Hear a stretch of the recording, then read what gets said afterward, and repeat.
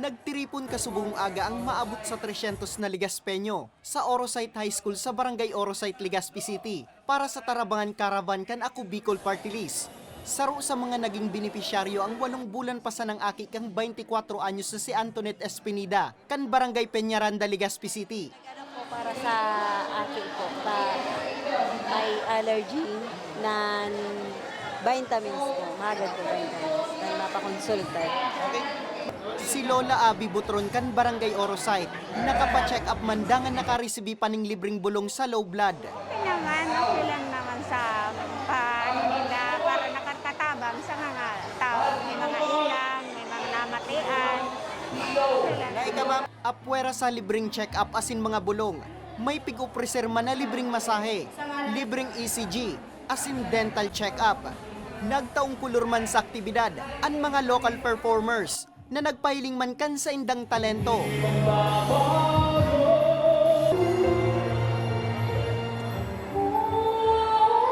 Nagkaigwa maning parlor game sa kaakian asin mga magurang. Pigtukduan man ang mga nanay kang tamang pagpadudukan sa indang mga umboy, asin kadakol pang iba. Para kay punong Barangay Manuel de Ladja, bintay nanggad na nabisita sinda kang partido. Urug pang dakol man siyang residente nakapusman sa budget. Manood po sa bulong, talagang napakahalaga po ito sa Samuya dahil aramuman sana sa panahon mo niya na per COVID talagang dakulon ang nadadangog ko na may mga diferensya, may sa heart, may sa arthritis, at may mga nahihilo.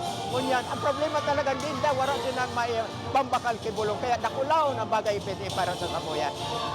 Naging posible man ang aktibidad, huli kang inisyatibo ni Domingo Bersola. Pag-ulay minduan ni Jeremy ni Pido Garbin, sabi ko, pakisabi man kay Boss Salde na caravan digdi sa Orosite.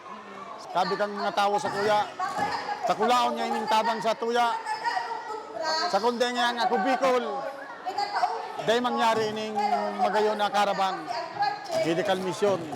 Nagtauman suporta sa aktibidad ang pamayukang eskwelahan. Salamat sa mga 300 ng mga residentes, mga magulang estudyante ng Orosite at Kasabayan, ito din ang mga ibang barangay.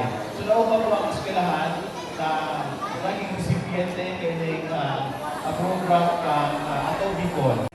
Nakatabang man kan partido ang BFP Bicol, Children International, Tanchuling Hospital, Bicol University, Sunwest Care Foundation, asin iba pang ahensya kan gobyerno asin stakeholders.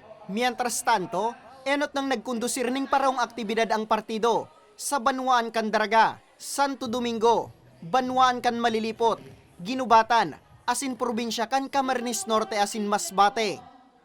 Para sa mga baretang tatak Bicol, Nomer Corporal.